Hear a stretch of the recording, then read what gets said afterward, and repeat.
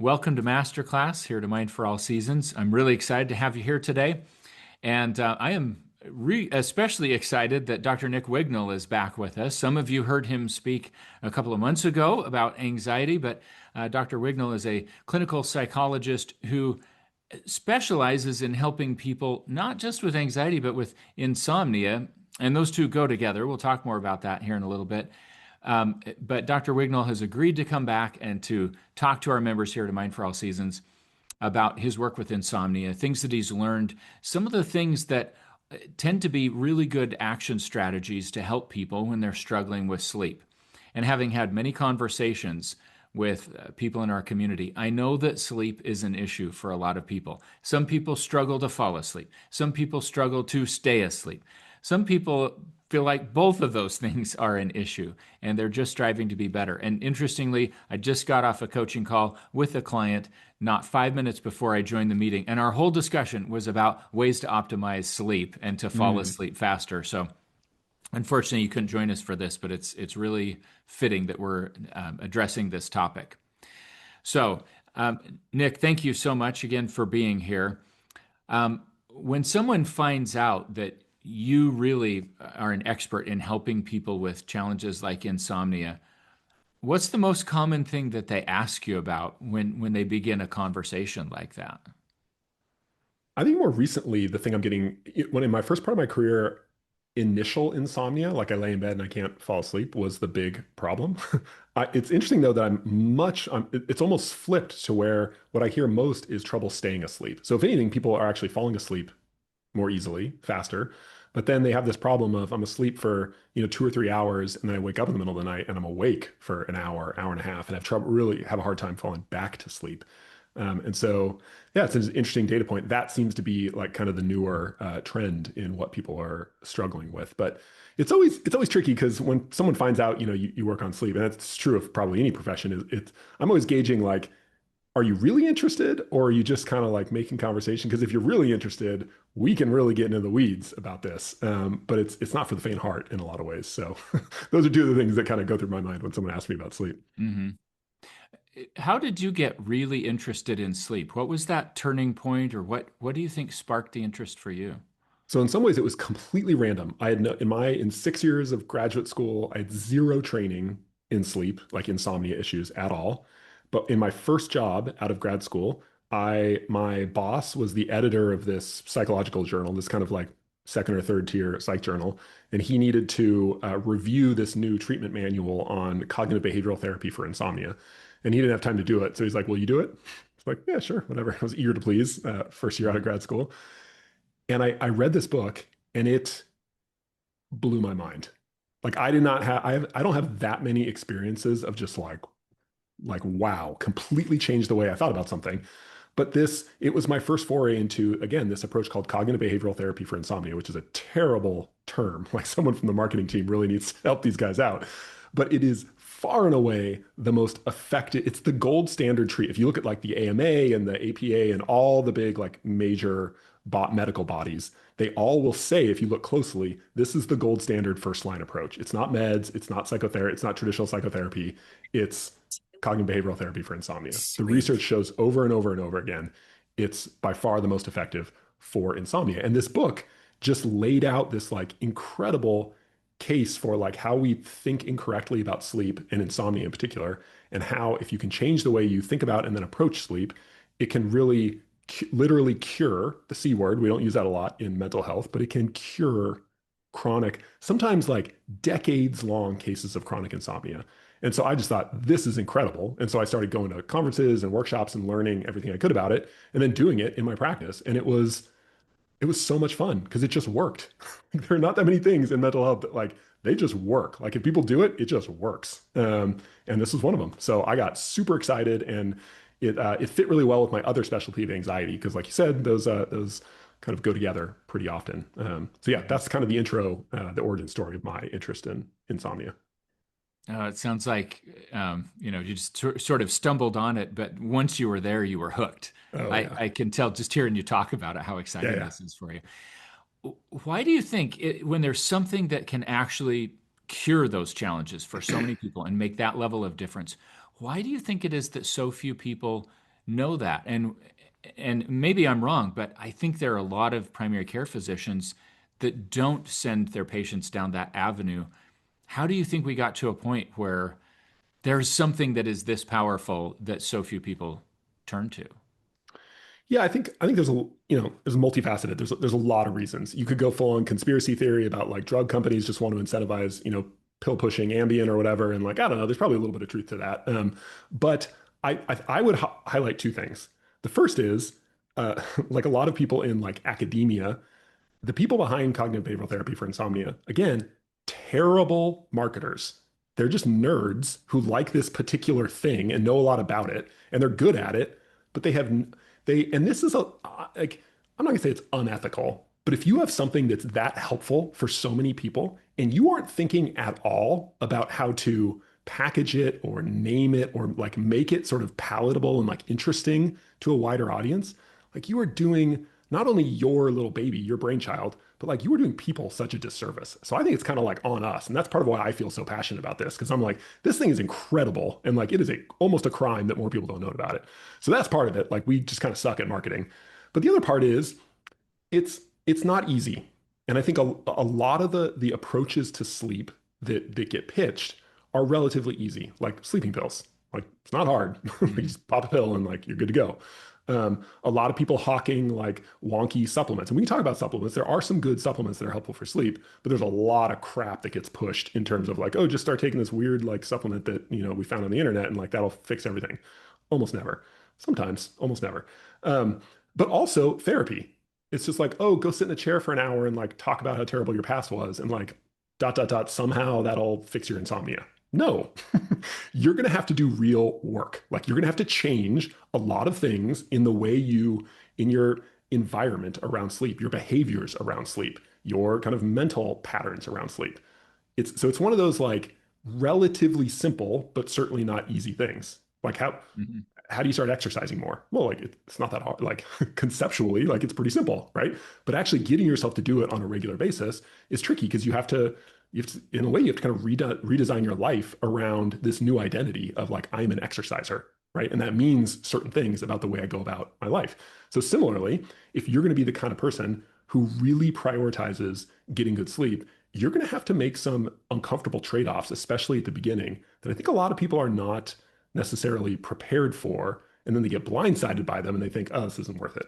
And I know I'm talking like abstractly and we can get into some of those details, but just to answer your question, like I think those are two of the biggest culprits is like the proponents of this are not good marketers. And then also like it's not easy. It's relatively simple, but it's not easy. And I think we're all searching for easy solutions. And that's just you have to get into this different mindset, you know? So that's what I would say on that. Yeah, those are great points. And I think that um, when it comes down to it, the kinds of interventions that we'll talk about, like exercise, are pretty simple. Mhm. But the difficulty comes in consistency and avoiding drift. And you pointed out something that I'm not sure if everybody caught, but I thought it was really pretty profound. You were talking about exercise and you discussed how people need to redesign their lives and they need to um, think of themselves as an exerciser. They need to become an exerciser. That is totally different, and that's a different way of phrasing things than saying, I have a goal to exercise more, or I'm trying to exercise more. Becoming an exerciser is different. It's like the smoker that instead of saying, "Hey, I'm trying to cut down," they just say, "I don't smoke." There's an identity shift that has to happen. So when it comes to sleep, what's the equivalent of that? What's the identity shift that has to Yeah. take place that you see in patients? So like a gloss I'd add to that is that the identity shift doesn't work unless it's accompanied by behavioral shifts. So you mentioned I'm writing a book right now, and like I had kind of this moment when I signed the contract, the publishing contract. I was like, all right, I am an author now. And part of Mhm. what that means is like, I'm going to work. So every single day, I'm going to like go to my office and I'm going to spend 2 hours working on the book. Like, this is what I'm doing. Like, I'm an author. This is what you do when you're an author. If you're a football player, like, you go to practice every single day and you practice throwing the ball or catching the ball. And like, if you want to be a good football player, like, that's what you got to do. If you want to call yourself a football player, like, you got to practice playing football, right? So if I want to call myself an author, I got to practice or not even just do writing. And similarly, I think if you want to be a pretty good sleeper, like you're going to have to make some changes to your life and the way you do things in order to facilitate that. It's not as intense as becoming a professional football player, but like you are, it is going to require some trade-offs. So I'll tell you one that gets at the specifics of your question.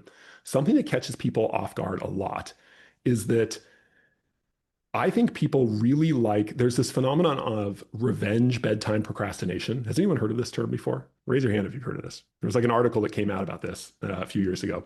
Revenge bedtime procrastination is this finding. It's especially common in like kind of millennials and Gen Xers, but I see it in a lot of people, which is people end up procrastinating on going to bed in the evenings and they fill their evenings with all sorts of stuff that the next day they're like, God, why did I spend 3 hours binge watching Netflix? Like, why did I spend all this time like scrolling the news? Like, why all this like wasted time? Like, what am I doing? And then I got to bed late and I didn't sleep well. And like, what am I doing? So it's this procrastination thing because you're like, I know this is not going to be good for me in the long run, but I'm going to do it anyway. And one way of looking at that is it's essentially symptomatic of a lack of agency. People feel like I spend my whole day doing what other people want me to do. And like the evening is like my time. And I get to decide if I'm gonna eat potato chips, like I'm gonna eat potato chips, or if I'm gonna binge watch Netflix. And it's not about the potato chips or the Netflix. It's about exerting agency, like a healthy sense of control over your time and your life.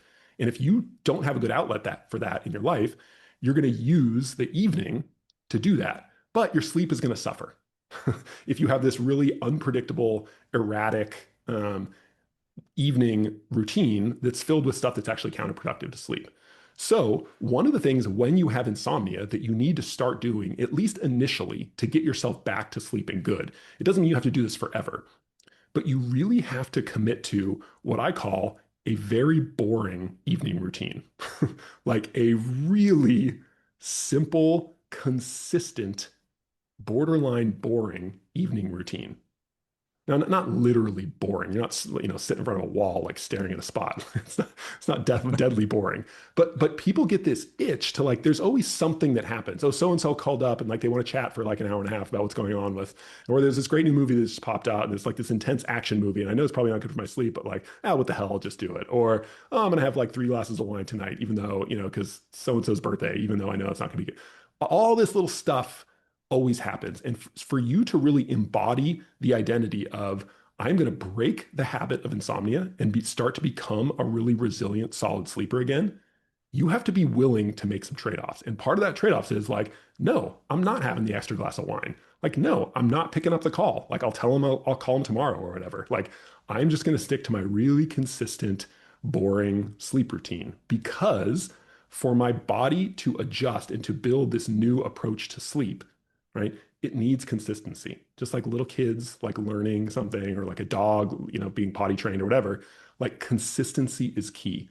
So if you want to train yourself to approach sleep differently, you're going to have to make some trade-offs in terms of novelty. That's going to be one of. So that would be an example of if you want to be a good sleeper, if you want to embody this identity of being a good sleeper, at least initially, not forever, you might have to make some trade-offs in terms of novelty or even like freedom in a sense. Like I'm just gonna do whatever the hell I want in the evenings. Like, well, you can, but your sleep's probably not gonna get much better. So if you want your sleep to get better, you might have to temporarily be willing to make that trade-off in autonomy or freedom or novelty or spontaneity in the evenings.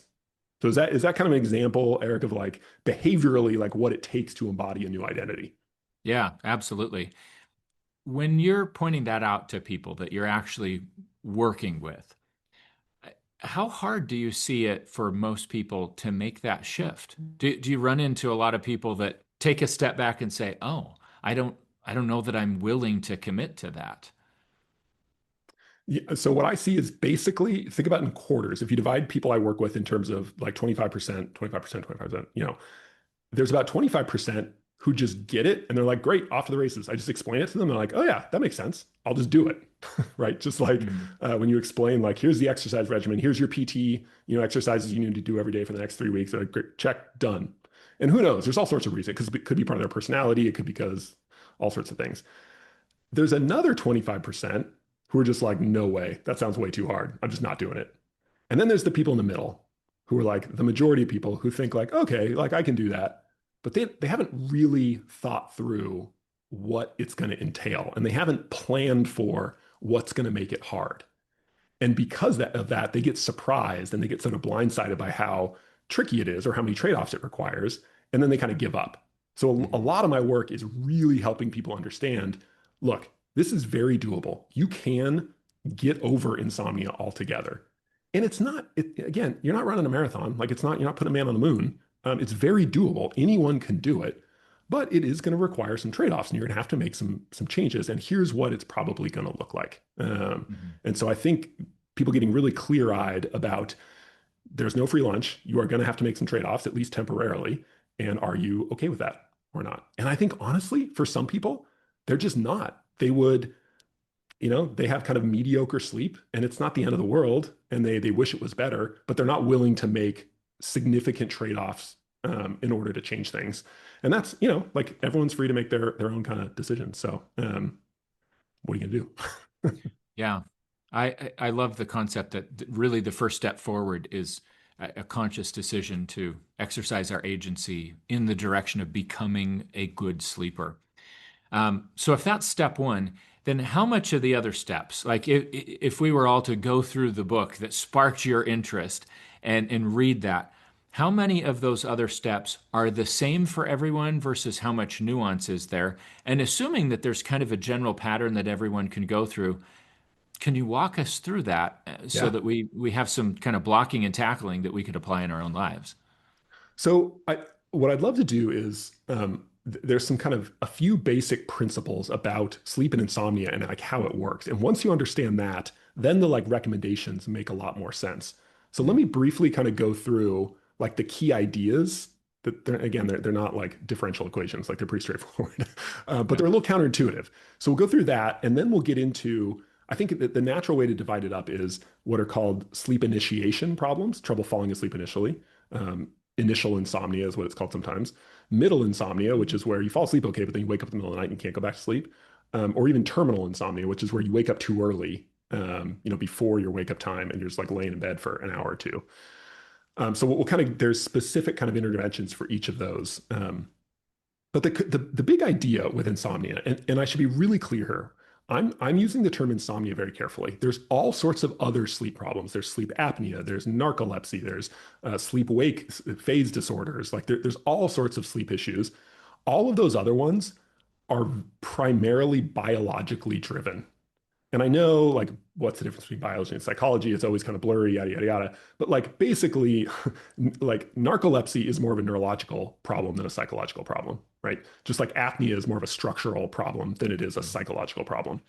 It's got psychological components to it to some degree, just like everything. But insomnia is a fundamentally psychological issue with a few like very fringe exceptions. But the idea with insomnia is that there is nothing physiologically wrong with your body's ability to sleep. Your body's sleep system and mechanisms are perfectly fine. There's nothing pathological or disrupted when that's the case. Now, remember again, you can have say, an undiagnosed thyroid issue that's Mm. causing you to have a hard time sleeping, but that's not insomnia. Insomnia doesn't get diagnosed unless you've ruled out all the other potential causes of bad sleep, right? So that's really important. Um, Insomnia it's a diagnosis of exclusion. You have to rule out. It's just like if you're high on cocaine and you can't sleep, like that's not insomnia. That's a Mhm. substance abuse issue, right? So insomnia is when your psychology is getting in the way of sleep. And this is why I used to get in fights at not fights, arguments, disputes at conferences because I would make the kind of brash claim that actually insomnia is an anxiety disorder, not a sleep disorder. Because again, there's nothing wrong with your body's ability to sleep. What's wrong is your arousal system is too activated at night. And that is overriding what's your sleep drive. Sleep drive is your like, just like you have a drive for hunger and sex and all these like physiological drives. We have a drive for sleep. If you've been up for, I don't know, 18 hours or so, like you're going to start to feel sleepy by nature.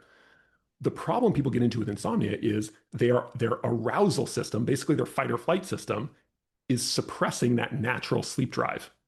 And one of the biggest, there's all sorts of things that can start it initially, but one of the biggest causes is once you've struggled a little bit with insomnia, you're really anxious about sleep and not sleeping. And so worry and anxiety about sleep becomes the primary kind of driver of arousal, which suppresses your natural kind of need or pressure for sleep.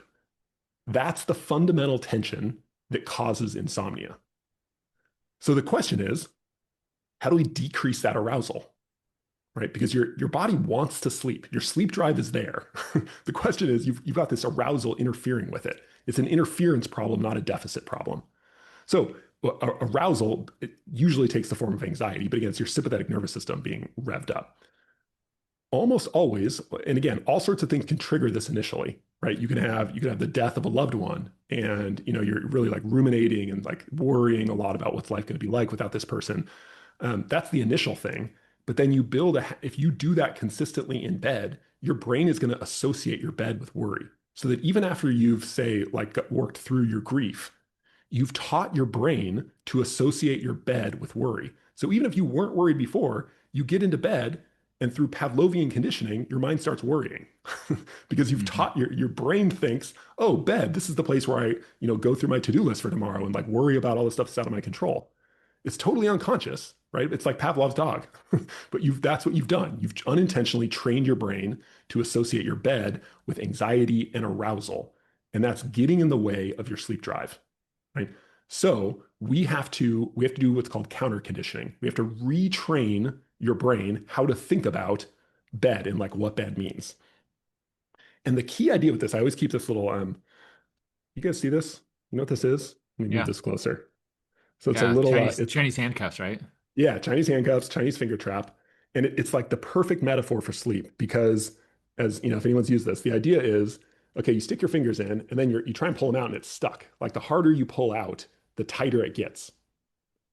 Counterintuitively, how do you get out of these? Well, you have to push your fingers in. You have to do the counterintuitive thing, and then it loosens up and you can pull your fingers out. That's the whole thing with insomnia. Every intuition you have is probably backwards because in most areas of life, effort is really productive and helpful. If you got to study for an exam, study harder, study longer. It's probably going to help, right? If you got to have a difficult conversation, like just bite the bullet, make yourself have the conversation, do it. If you feeling really lazy, but you will know you need to go work out, just do it. Like you'll feel better afterwards. So we get trained in life to understand that effort is usually really, really good, working hard. But there are certain things where effort is really not good, right? And one of those is sleep. The reason is when you try hard to do something, it activates your sympathetic nervous system, right? It's a great little hack. We sort of co-opt the body's fight or flight system to like juice us up with a little adrenaline to do hard things, whether it's taking a test or going for a run or playing football or whatever it is, right? We kind of co-opt some of the adrenaline that comes with sympathetic nervous system activation, and we use it to overcome hard things. The problem is there's some things that more adrenaline like actually doesn't help and makes worse, and sleep is one of those. So the problem most people fall into with insomnia is there's too much effort. They are trying, understandably, but counterproductively, to fall asleep. And it is a complete contradiction. You cannot try to fall asleep. Sleep is something your body does. And if you try to do it, you will interfere with it. It will make it worse and it will be harder. So, sleep effort is the enemy here. So, all of the advice about overcoming insomnia has to do, in one way or another, with reducing sleep effort. Think about those people in your life who are infuriating, who just they sleep well no matter what. They're those really obnoxious people who they lay down, their head hits the pillow, and boom, they're like out for 8.5 hours. Right? So annoying. And they break all the rules. They watch TV and tons of blue light, and they eat like crap, and they like, what's going on there? How do they get that free pass? The key is there's a million things that influence your sleep. By far, the biggest piece of the pie, though, is effort. If you don't try to sleep, your sleep drive will just take care of everything, even if you're doing everything wrong. Sleep drive is that powerful, unless you've got effort and arousal interfering with it. So that's why those people, their secret is they don't care. They're just not trying, right? They're breaking all the rules, but they're not trying. And because they're not trying, they sleep like babies all the time. It's us poor saps who are like really struggling and we're trying really hard to like figure this out and crack the nut. We're the ones who actually sleep worse because of this counterintuitive thing where effort leads to arousal, which again, in most situations is great, but with sleep is totally counterproductive. Okay, Mm. so that's the thing. Sleep effort is the enemy, and it can take all sorts of forms. The obvious one is like, I'm worried about not, what if I don't fall asleep? Or what if like my day tomorrow is going to be a disaster because I'm only going to get 3 hours of sleep and then I'm not going to be able to function at this big meeting and like all the worry and anxiety. That's like the biggest instance of sleep effort. But it can even be things like something I see all the time is what I call sleep tinkering, which is where people with insomnia, understandably, they have this pattern of they're constantly tinkering with their routines. They're like, oh, I'm going to start going to bed at like 9 instead of 10, or I'm going to start taking this supplement and then not this supplement. And then the next week, it's like, oh, this other supplement I heard about on a podcast, I'm going to take that. And then like no blue light. And then, oh, now I'm watching TV again. And sometimes I'm eating before bed, sometimes I'm not, sometimes I'm not. Constantly tinkering with your sleep routine. That's effort. That your brain sees that and thinks like this person's like a neurotic mess. They're just like they can't stop like playing with stuff and changing stuff. That's arousal, right? That's going to make it hard to sleep.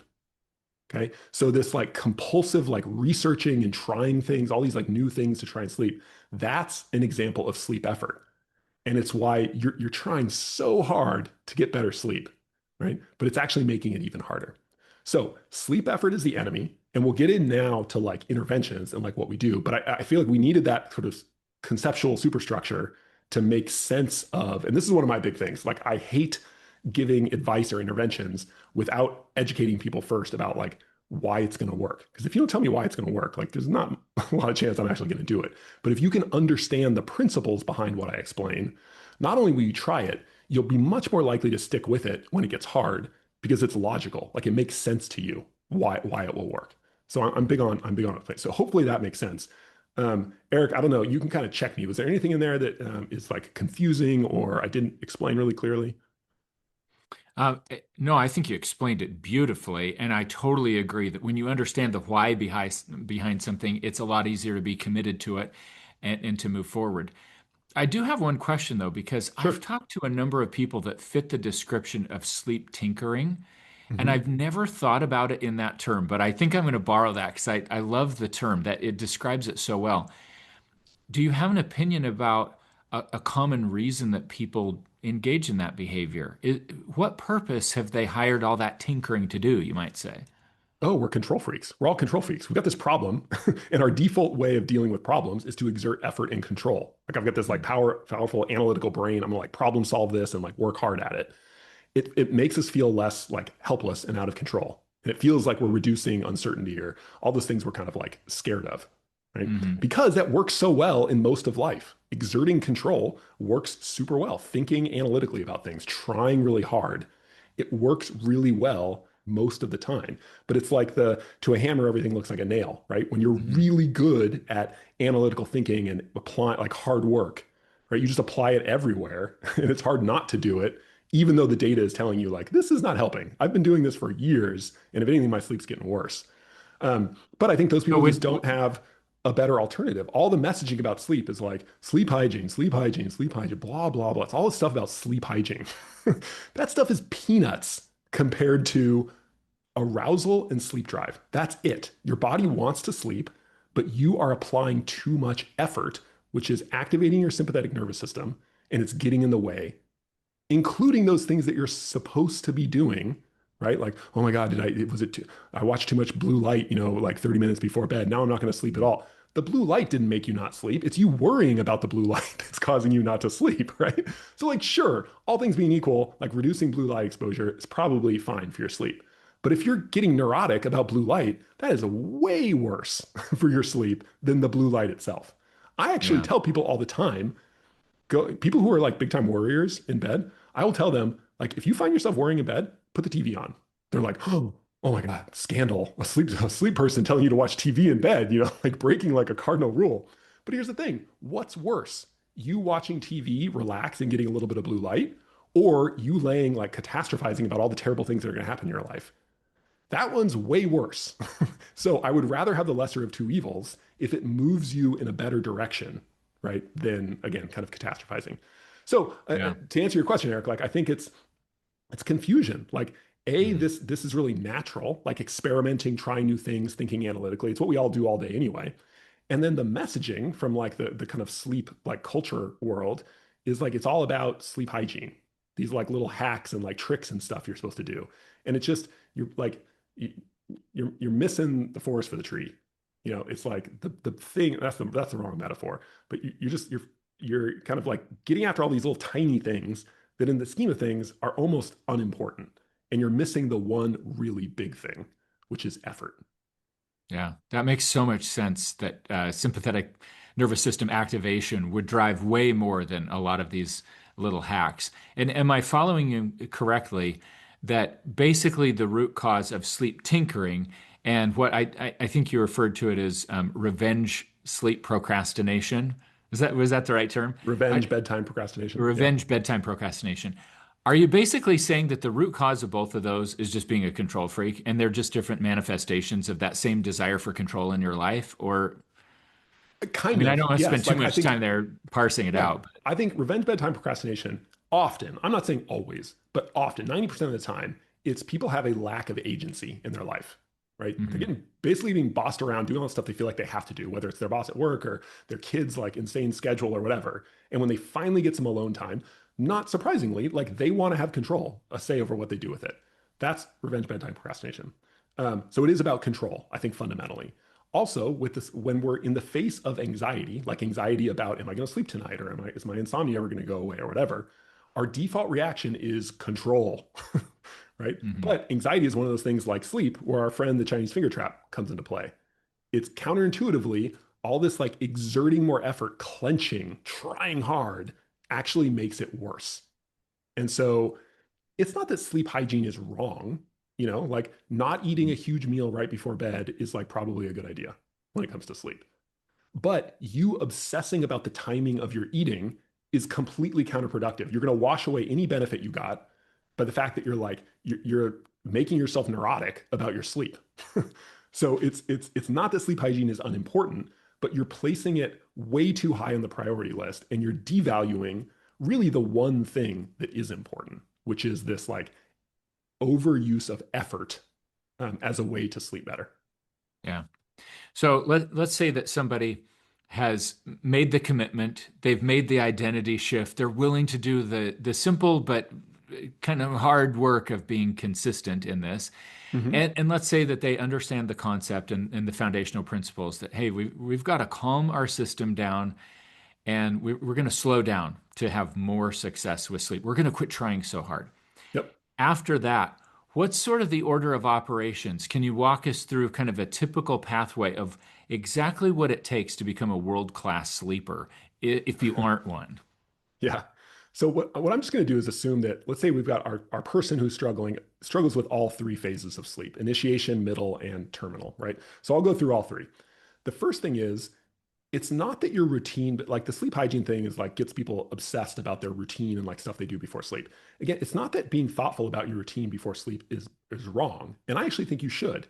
Generally, you want a very relaxing evening routine for at least the like 2 or 3 hours before bedtime, something that's relaxing. It doesn't have to be completely boring. Watch a good show on TV or like read your favorite novel or whatever it is. Um, but the key here, there's two key things. There's this principle called set it and forget it. Once you decide on, hey, this is a pretty good routine, I'm relaxed, I'm not checking work emails, I'm just hanging out. I'm not having like intense like relationship conversations with my spouse. That's a big one that derails people. If they're like two people finally have a time to like talk, like my wife and I were like the kids are finally in bed. Oh great. Yeah, now we're going to hash out all of our relationship problems at like 11 p.m. Like not a good idea. Figure out another time to do that, right? Anything that's like effortful, right, does not belong in your evening routine. So find a relaxing evening routine. And then there's two things: set it and forget it.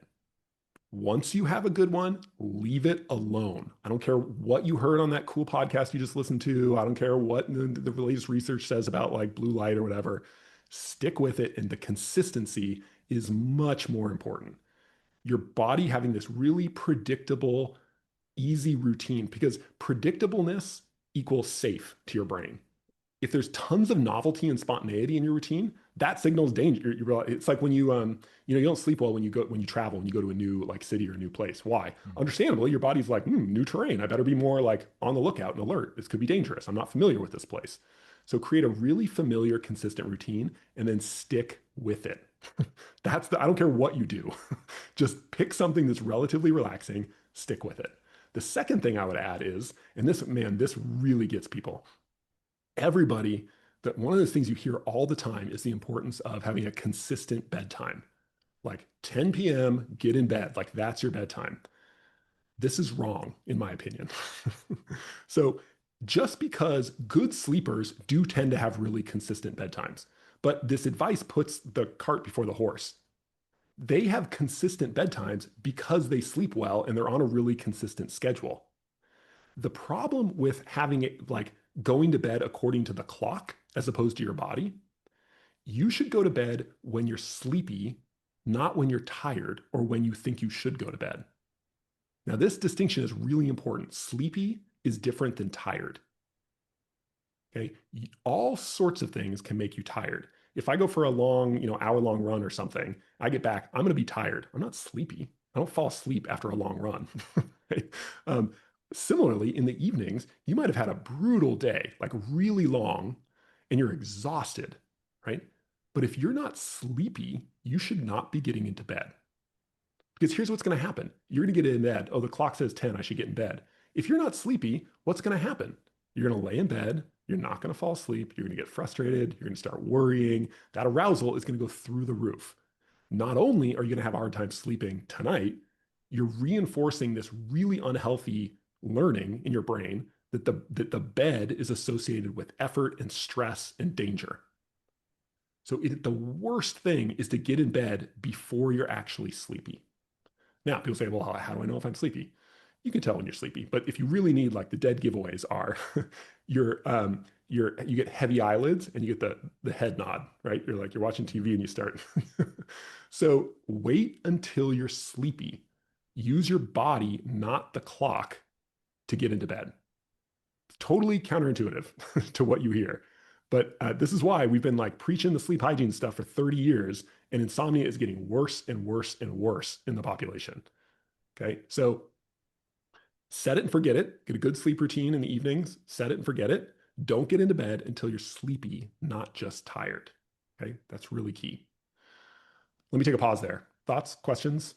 Sorry, I'm not keeping a good track of the chat because I'm dialed in It's here, it's but okay. Well, okay. maybe if we go through some of the tactical advice, there's some good questions that Yep. we can turn to. But I think one of the things that people will naturally ask about is, well, hey Nick, I don't really start having my head nod, and I don't get tired until like 1 o'clock in the morning, but my kids get up early for school, and I've got to leave, and you know the talk. How do you respond to the pushback from people like that when they talk about the realities of their routine and the fact that they know that they're going to be sleep deprived? It depends. So this is a real can of worms, but some people just have a later chronotype. Like they are Mm, night owls, which means and this is genetically driven. There's zero you can do to change it behaviorally or lifestyle wise. Like some people literally are night owls, and if that's the case, like it is just hard. Our society is built around people being like moderate or even kind of lark, like more like early mm, bird style. And it is rough. A lot of people basically they end up sacrificing decent sleep while they have little kids or a job that requires them to be up early because they're night owls and they just like they cannot go to sleep earlier than that. Like it is just really, really hard. And so mm, I tell people like you really got to think about it. Again, back to trade-offs. Like if your sleep is really terrible, you might have to make some really tough lifestyle decisions, including like different types of jobs or schools or like all sorts of stuff in order to address that. Now, that's pretty rare. Most people are not extreme night owls, even if they think of themselves as a night owl. Most people typically get sleepy between like 9 and 11. Now, if that's not happening, it's because you don't actually have a relaxing evening routine. You're thinking about work, you're checking emails, you're getting into like conversations that are kind of like arousing. Your sleep sorry, your evening routine is just it's unpredictable, and that novelty or spontaneity or unpredictableness is what's keeping you more aroused. Okay. So I think you really got those are the two things I would say on that one. But let me, I know I'm conscious of time. I want to make sure we have time for questions. So can I move to the middle insomnia, Yeah. Eric? Yeah, Does that let's make do it. sense? So this is the one where you wake up in the middle of the night and you can't fall back asleep, right? Really common. Often it happens either an hour and a half or 3 hours after you fall asleep initially, because those are like you wake up at the end of every sleep cycle, which is about 90 minutes, right? So often, typically you fall right back asleep, you don't even remember it. But when people tend to have middle insomnia, it's often after either an hour and a half or 3 hours. Also, your body kind of burns through sleep drive mostly in the first couple sleep cycles. So by the time you've gotten through 3 hours of sleep, you've been in most of your deep sleep. You're through all that. Most of your deep sleep happens in the first couple sleep cycles. So you're just frankly not as sleepy. And if you happen to get woken up after 3 hours, especially after 4.5 hours, you just don't have much sleep drive left. And so it's naturally going to be harder to fall back asleep. That saying, you definitely can fall back asleep. The single best like intervention for this, if you're really struggling with a lot of middle insomnia, what typically happens is you wake up and then you lay there and you don't fall back asleep. You start worrying, probably worrying about not falling back asleep. And that creates a bunch of anxiety, which then makes it even harder to fall back asleep. Okay. You have to nip that in the bud. You have to break the cycle of worrying in bed. It used to be that people recommended if you can't fall back asleep, get out of bed until you're sleepy again. I found that this doesn't work super well for most people. A few people really like it and it seems to work. I think a better habit is I recommend what I call a have a midnight routine. And a mid doesn't mean like literally midnight. It just means if you wake up in the middle of the night, you have a routine that you set it and you forget it. This is just what I do if I wake up in the middle of the night and I can't fall back asleep. I don't lay there worrying about not sleeping or about what I should do or about I just have it's like an algorithm in my brain. And I'll tell you mine. So mine is if I wake up, I'm like, oh, okay, I'm awake. I'll probably fall back asleep. And most times I do. But if I don't fall back asleep and I start worrying, maybe about, something I have to do tomorrow or about not sleeping, I call it a sleep magnet. My sleep magnet activity is I have this podcast that I listen to with earbuds so I don't wake up my wife. It's called In Our Time. It's this British podcast about like obscure like historical stuff. And it's actually a really nice podcast, but this British guy is like so boring. He brings on these like British academics to talk about like Shakespeare's sonnets and Einstein's theory of relativity and like and it's just like it's just interesting enough for me to be like, oh, that doesn't sound terrible. Like I'll put this podcast in and listen to it. But it's so, I mean, it's not, I don't want to say boring, but like it's pretty dull and like it facilitates sleep really, really well. So what's key is I don't engage in the cycle of worry and all the anxiety that goes with it. I short circuit that by doing an activity that is relaxing in bed, that occupies my mind so that I don't get drawn to all the worry. And I just do it right away. I don't let myself lay there for half an hour worrying because then no matter what I do, I'm going to be still going to be really anxious. So the key is to have some sort of an activity, a midnight plan, including your sleep magnet, which is this. And it could be like you read on your Kindle, right? Or you listen to a podcast, and again, it could literally be TV. Anything is better than worrying. So anything you can do that can kind of pull your attention onto something relaxing will not only help you get to sleep that night, it will also help to break that cycle of worrying in bed. Because every single worry you do in bed, not to make you worried about sleep, but like every little cycle of worry in bed, you are trained, like Pavlov's dog, you are training your brain to associate worry with bed. And you have to break that cycle. Right. And so this is one way. Have a midnight plan. So have something that you do, your sleep magnet, something that pulls you into sleep and into relaxation and then sleep, not something you have to like push yourself to do. Okay. And I can talk more about this later on. Mhm. Um, I've seen that really make a difference for my wife, who occasionally she used to struggle a lot more, but occasionally now she'll wake up in the middle of the night and she'll just pull out her Kindle and it's on a dark screen. It's not even a whole yep. lot of light or something, but sometimes she can read for like 15 or 20 minutes and she's just tired again. She'll fall asleep and it seems to work really effectively. So that I think makes that's sense to great. me. The other thing I will say here that's really important is like maybe end up reading for 45 minutes or even an hour. Hmm. It's okay. Yes, ideally, we would all get 8 hours of sleep or whatever every night. Your sleep is a really resilient, dynamic system that's designed to be able to flex in all sorts of incredible ways. Just think about, I was thinking about moms. Like, moms get completely shit sleep for like 6 months after having kids.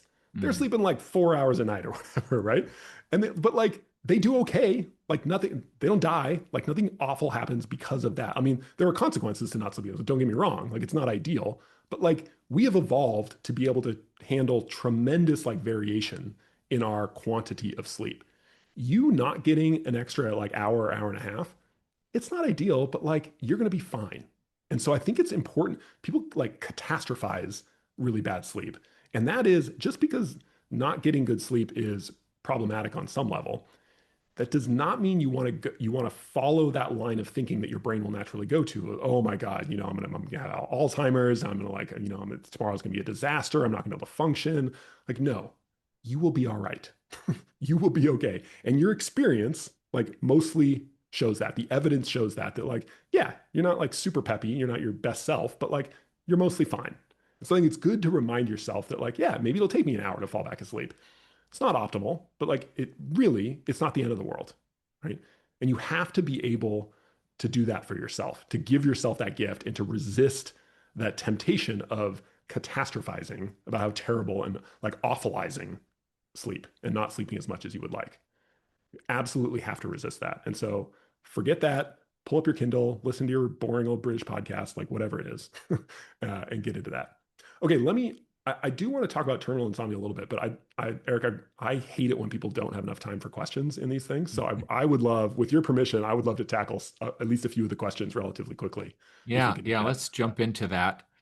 Um, You want to cue them up for me? Is that sure, okay? sure. So, Randy jumped in right off the bat. You were talking about this great experience that you had discovering the book about cognitive behavioral therapy for Oh yeah. insomnia. Rocked your world in the best possible way.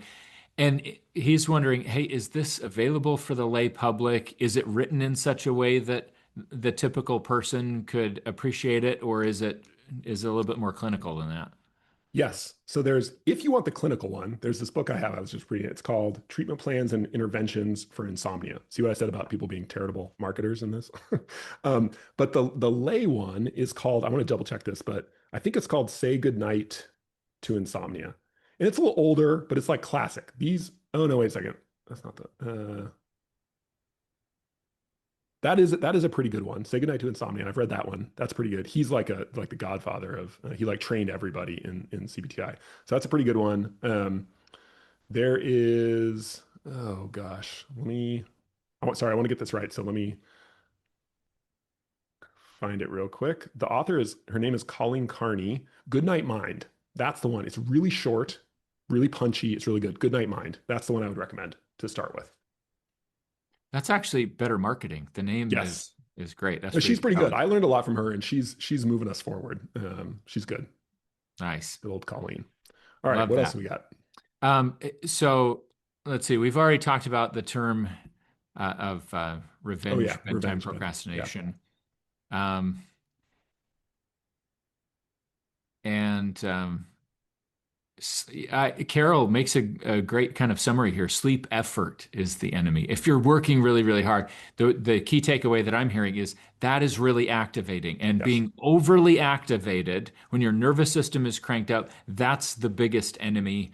If we go, sometimes here to Mind for All Seasons, we talk about the holes in the boat analogy when it comes to brain health. And we've got to figure out what the holes are and patch them. And when it comes to sleep, the biggest hole in the boat, I think you're saying, Nick, is yeah, the biggest hole is activation of the nervous system. And whatever we do, even if we have to make some trade-offs that aren't perfect, make the trade-off in the direction of calming your system down.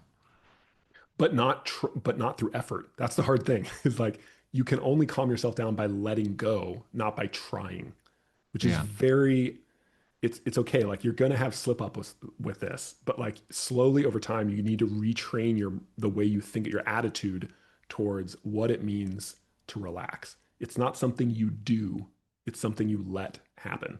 It's all Eastern and woo-woo, but it's really Yeah. important. I like what I've heard Randy say many times. He's paraphrased Dr. Dale Bredesen, who said something to the effect of, "Never let the quest for perfection or the desire for perfection be the enemy of a good effort." Yeah. Yeah. Um, Yep. so Rhett asks a great question here. Should people follow their bodies when they first become tired? For example, his wife's body gets tired around 8:30 p.m. and then she gets a second wind until midnight. And probably couched in that question is the fact that I happen to know that Rhett and his wife have some little kids around. And if she's following her Oh. body, then that probably means that dad's going to take care of those kids and get them to bed because she's going to be sawing logs in the other room. Yeah, so my hunch would be that first one around 8:30 is probably more fatigue than it is sleep. Because here's the math I do on this. There are some people who literally like their sleep ticker starts going off around 8:30. But what that means is if you get 8 hours of sleep, you're up at what, 4:30? So is she the kind of person who without kids, without anything, would naturally be like springing out of bed at 4:30? Super, then it's probably not, right? There are people like that. I think we all know people like that who are like super excited and want to chat at like 4:30 in the morning. That would mean you're a lark, which also means you get up early, but also your bedtime is probably going to be really, really early. So if that's not true for her, Rhett, what I would suggest is you probably want to figure out a way to kind of like get through that. You don't want to actually go to sleep at 8:30 because then I like very predict she's going to wake up in the middle of the night and it's going to make it worse. So try to get through to a place where, it's more like 9:30 or 10. I'm a 9:30 person. Like I'm asleep by 9:35. And that works out okay. Does that answer the question, Rhett? Okay, cool. Do you think along with that that it's helpful to just sort of keep the evening bland as much as possible? That hey, you're getting tired at 8:30, but if you can keep it not super stimulating and pretty predictable, and then Yeah, try to so go to that 9:30, that's better. I don't know if I use the word bland because I think if it's too bland and boring, you're Mhm. going to fall asleep too early, actually. You might run into that problem. So what I would say is something like you don't want things that are arousing. Again, like a big, like difficult conversation about some relationship problem or, like, I don't know, like running wind sprints at 8:30 p.m. Like stuff that's like actually Mhm. arousing. But if you have like your favorite show, and maybe it's an action show or something on TV, that could still be like part of your evening routine, right? Everybody's a little different. You have to experiment and like find your way into things, but it shouldn't be so boring that you're like dreading your evenings. It should be mildly enjoyable or interesting, your Mhm. evening routine stuff. Otherwise, you're never going to do it, right? If it's too bland and boring. So you're striking this balance of it should be pleasurable and interesting, but not arousing. Mhm. So that's the key both for those your kind of evening routine, but also for the midnight routine, your sleep magnet. So the what you read or the podcast you listen to.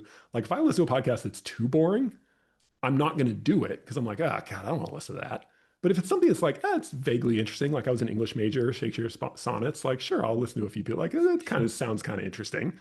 So it's got to be interesting enough for you to actually do it, but not arousing. Yeah.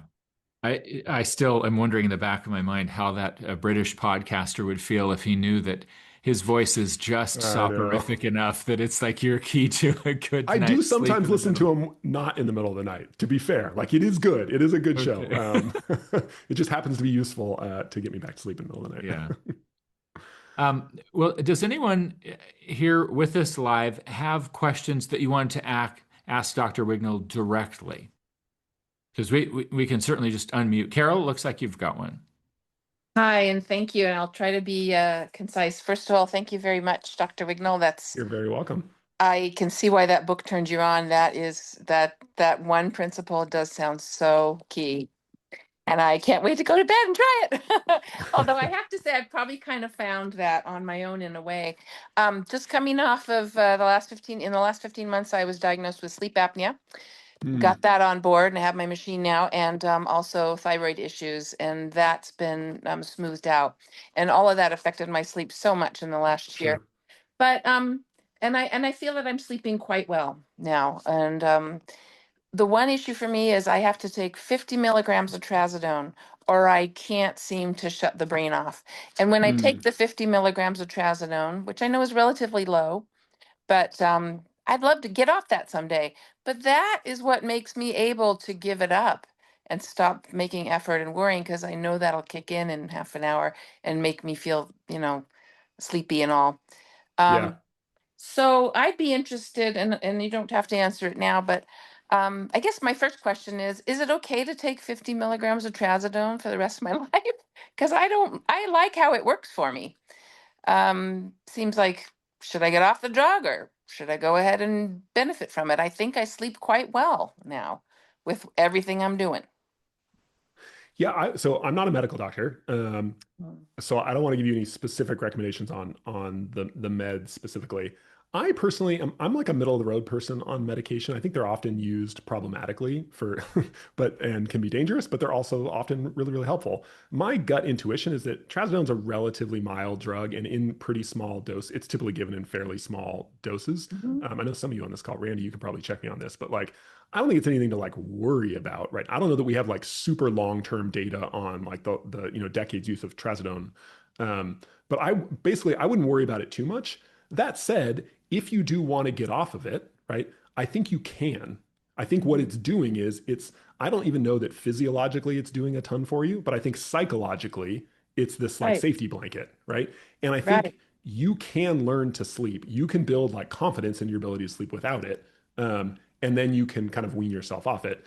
But that can be tricky to do. Like that's some of my hardest cases with insomnia is when people they're not physically dependent on a drug or something like that, but they are psychologically attached to it. It's like a safety blanket Mhm. again. And Mhm. so that can be tough to like get through it, but you absolutely can do it. I would say you want to work with somebody to do that. Yes, Like find a but good with therapist. this principle of resisting sleep effort, um, and just really meditating on that and getting into that, boy, I can see how something like that could click and work very well when you just give it up. And I Yeah, have a husband and a son who lay their head on the pillow after doing all the I wrong know. sleep hygiene things, and they conk right out and sleep well. So it is that gives me hope. So. There's a good, if you do want to work with someone on this, the University of Pennsylvania has like a cognitive behavioral for insomnia center, and they've got like a database of therapists who are specifically CBT-I trained and who do this stuff like day in and day out and are really good at it. And you can even call their like institute and see if they have good recommendations for people who live near you. But like these are the ones like they know what they're doing. A lot of Mhm. therapists could probably help you with it, but like I'd go for one of these if you could find them. Okay, well, thank you. And then the book that you originally mentioned, I wrote it down. Is that for the layperson, or is that going to be too technical for The first one, this one. the one that changed your Oh yeah, perspective? so this was the one that did it for me. It's Mm-hmm. written Yes. for a professional audience, but it's not a layperson could definitely read it. And if you're a Okay. pretty curious, like intellectually interested person, it is fascinating. Like it's pretty mind expanding. So I went and got that because I think subconsciously I'm like, this is the good one. Like this is the real, And would and you say that it's the that same author. principle that you've been teaching about today, that resisting sleep effort, that's key in that book? That's where you got that. Yeah, Yeah. Okay. Be yeah, interesting to look at. yeah. Thank you. Thank you very You much. bet. Thanks, Carol. And Randy, I wasn't sure if you wanted to chime in with any perspective related to considerations around trazodone. Yeah, I just wanted to mention that I often use medicines much in the way that Dr. Wignall talked about, where I'll tell people, hey, listen, I'm not married to these medicines, but I recognize that you're in a pickle and you want to get some sleep. So let me give you this medicine to help you in the acute phases while you work on solving some of your other challenges. Because in the acute phases, we've all been there where you have a major stressor and you don't sleep. And sometimes a little medicine while you're working through those stressors or working through CBT for insomnia, like the doctor has mentioned, it's pretty helpful in the short haul. So that's often how I like to prescribe medicines. I've done the same thing for anxiety. If I give someone a benzodiazepine for anxiety, I tell them, hey, listen, sometimes it curbs your anxiety just knowing you have something in case it's worst case scenario, but this is not something I'd be doing every day. If you need this every day, I'm not doing refills, in perpetuity. I'm going to give you 30 pills. Let's get you into a therapist, work through things. And then if you need it once a week or twice a week in the acute phases, that generally works well for people. And for me, from a prescribing standpoint, it feels like I'm prescribing responsibly. Thank you. That's Totally. helpful. Thanks, Randy. We have a couple of other really good questions. If Nick, if you've got just Let's do it. a I few got time. minutes, Yep. yeah. Okay, Yeah. um, so Ty asks, can you talk about how to differentiate between physical issues and insomnia? You made that clear distinction right at the beginning of the Mhm. conversation, but what things would you look for, Nick, when you're meeting with someone that would help you recognize, okay, this is not what I'd call insomnia. This is actually a physical issue. Yeah, so you kind of, this is, I mean, it takes some work. You got to go kind of like line by line. I mean, one thing Hmm. would be if someone works as like, does like shift work, where Hmm. then you might get a sleep wake disorder, which is like a whole separate thing. But if someone's not doing that, I kind of rule that one out. Um, a lot of them is like a sleep study, based like narcolepsy or apnea or some of these other ones will indicate whether those are going on. Some of the stuff like thyroid issues or more kind of like obscure, like you could have another medical condition that's like chronic pain is one like cause of insomnia, right? Or even like medicate if you're on some pretty intense meds, some of the side effects can contribute to insomnia. So I just kind of like go down a list on some of those things, and if any of them, you can research them wherever on Cleveland Clinic or whatever it is, and if you have some of the risk factors for some of those things, like say apnea. Um, I would say it's probably worth getting an assessment of that. Like go to a sleep clinic or at least talk to your primary care doc about like, I'm not sleeping well. Maybe it's insomnia, but what are some of the other physical things it could be? And like, can we do some blood work for thyroid stuff? Or can we, I think I meet X, Y, and Z criteria for apnea. So can you give me a referral for a sleep study? Because it's not great to put in a ton of like energy into insomnia if really you have sleep apnea. And like you can do all the best stuff in the world with insomnia, but if you've got apnea, like you got to get that straightened out first. So that's kind of, there's no nice tidy answer to that question, but again, insomnia is like it's a diagnosis of exclusion. So you got to kind of do the like boring work to go through and exclude the other stuff, at least the like major like likely ones before you get into the insomnia stuff. Yeah, yeah, it makes sense. Just a good workup. You got to go line by line. Um, Nate has a pretty specific question.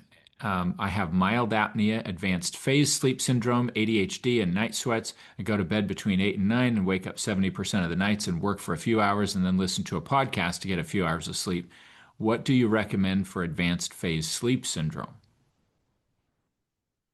Um, Nate, I am out of my element on this. This is not one of my specialties. Is the work that you do, is that because you have to work in the middle of the night or that you're just like you feel up and you think I might as well No, work? I'm just like wide awake. And so I'm like, well, I might as well get a little work done. I had a sleep specialist tell me that he thought I had the advanced phase sleep syndrome, and it does seem to fit. But then I think, I do have, it went from moderate apnea to mild when I lost a bunch of weight. And it seems like every time I gain a little bit back, sleep gets worse. So I definitely think the apnea is still playing a part. So, maybe that's the biggest thing I need to work on. But because I'm guessing a lot of times it's my apnea that wakes me up at night.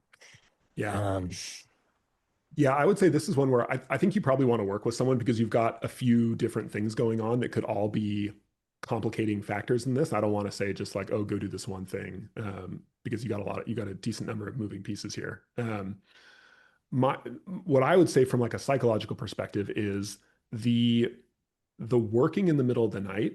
If you do that enough, you're training your brain to expect that. So your brain is almost going to wake you up mm, on purpose because it thinks that's what you're supposed to be doing in the middle of the night. So if your ultimate goal is to be able to mhm, sleep through the night, I would not probably recommend the like working in the middle of the night. I didn't get a mhm, chance to talk about it, but there's arguably the most effective intervention for insomnia. It's a little extreme, but it's the one that literally always works. Is something called sleep compression, which is where this you probably want to work with someone if you do this, but the basic gist of it is you temporarily compress how much time you spend asleep, how much time you spend in bed each night. So if you typically get, say, 7 hours of sleep each night, what you're going to say is for the next month and a half, or take just a few weeks, for the next few weeks, I'm not going to get in bed until midnight, and I'm getting out of bed at 5:30 every morning. you are only spending 5.5 hours in bed every night. Now, this is kind of extreme, right? But remember, it's not nearly as extreme as like a new mom who's like getting up all the time. So it's not dangerous to get 5 to 6 hours of sleep per night. What you're doing though is temporarily you do this, you are going to be so sleepy, especially after a few nights of this, that your body will essentially be forced to sleep through the night, right? You are not going to be able to not sleep in the middle of the night. Once you're sleeping consistently through the night for a few weeks, usually 2 weeks, you in increments of 30 minutes, you add time on. So maybe you go to bed, still go to bed at midnight, but you get up at 6. And you do that for 2 weeks until you're sleeping consistently. Then you add another 30 minutes, and then you eventually like work your way back to your optimal, whatever, 7.5 hours. The reason this works is it trains your brain to associate your bed with sleep and nothing else because you're so effing sleepy when you get into bed because you've essentially been restricting your sleep that your body is forced to just sleep straight through, which creates this new learning in your brain that your bed is just for sleep. And it can take care of those habits like maybe you've built up around like working in the middle of the night and your brain expecting to have something happen in the middle of the night. So that's like that one, the sleep compression, it sounds a little intense and it is difficult to follow through with. But in basically a decade of working with people with insomnia, when I've done this and when people have followed through with it, I have never seen it not work. Not once. It has worked completely every single time. So it's challenging, right? And you probably want someone, a professional who can like walk you through it so that finding a good CBT-I professional who can do that with you. It's sometimes called sleep restriction therapy, which is like the older term for it, sleep compression, sleep restriction. But that's the gist of it. So I just want to throw that out there as like, if you want to bring out the big guns, like that's out there as an option too. But anyway, Nate, I would say you probably want to get an assessment for that stuff and like work with someone who can kind of work with all those moving pieces and come up with a good plan. Yeah, is there anyone? Because I've thought I need a sleep coach, like, because I have so many different issues that I need to like figure out. I've made progress on all of them, but like, do you know of anyone that you would recommend that could help almost be like a sleep coach to work through all these different issues? So I think given that you've got the apnea and some yeah with the apnea and then you've also got did you say you're using trazodone too? I can't remember. I was No, looking at your I'm not no, using that's anything. something else. Okay. I have ADHD and I have night sweats. I have an 8 sleep bed that helps keep it cooler and I'm keeping Oh the yeah, temperature down. So nice. that night sleeps are better, but like I still have, the ADHD where my mind's flying all over the place, and the podcasts have been helpful for that. But Yeah, so to you get can back to sleep, what you can do is you can do a gentle version of the sleep compression where you basically say if you typically sleep well on, I don't know, 7.5 hours of sleep, you could say, well, I'm going to do 6.5. Like you will function fine on 6.5 hours of sleep. Like that's a lot of people get that normally. But what you want to do is and I would give up the middle of the night stuff. Like I think that's maybe you do it gently or gradually, but like I think that's more of a problem than a benefit. And then Mm. again, I would work with someone who I haven't don't have great experience with sleep coaches because it's kind of the Wild West. Like you might find someone good, but it's hard to recommend. I don't know anyone personally, but I would find someone who is specifically like a cognitive behavioral therapy for insomnia therapist because they know how to work with other specialists. So they'll work with whoever your physician is doing the apnea and can kind of like hold all those pieces together. So that again, that University of Pennsylvania has a good database of CBT-I providers, and some of them will work virtually, so it doesn't have to be in person. So you might get someone who will be able to do it remotely.